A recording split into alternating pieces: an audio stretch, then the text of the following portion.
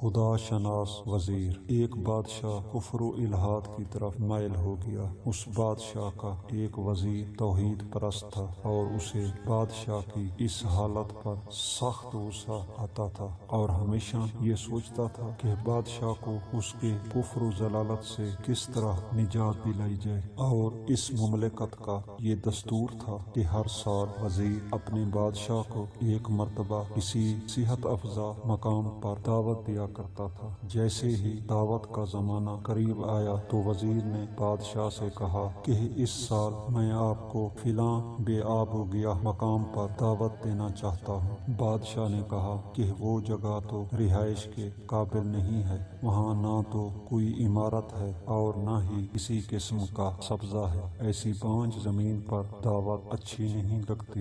وزیر نے کہا جہاں پناہ، آپ کو یہ سن کر انتہائی خوشی ہوگی کہ وہاں بہترین چشمے پھوٹ چکے ہیں اور بغیر کسی کے بنانے کے وہاں عالیشان محلات وجود میں آ چکے ہیں۔ یہ سن کر بادشاہ مسکرانے لگا اور وزیر سے کہا کہ کیا تم پاگل ہو گئے ہو؟ یہ بات کسی طرح سے بھی قرین عقل نہیں ہے کہ معمار کے بغیر عمارت تعمیر ہو جائے گا اور کاشتکار کے بغیر کوئی کھیتی از خود وجود میں آ جائے اور باغبان کے بغیر باغ از خود بن جائے۔ وزیر نے اس موقع سے استفادہ کرتے ہوئے کہا بادشاہ سلامت، جب معمار کے بغیر ایک چھوٹی سی عمارت از خود نہیں بن سکتی اور باغبان کے بغیر باغ وجود میں نہیں آ سکتا تو یہ ہزاروں عالم یہ کہکشائیں، یہ چاند و سورج، اتنے بڑے اجرام ارضی و سماوی بغیر بنانے والے کے از خود کیسے بن سکتے ہیں؟ بادشاہ نے جب یہ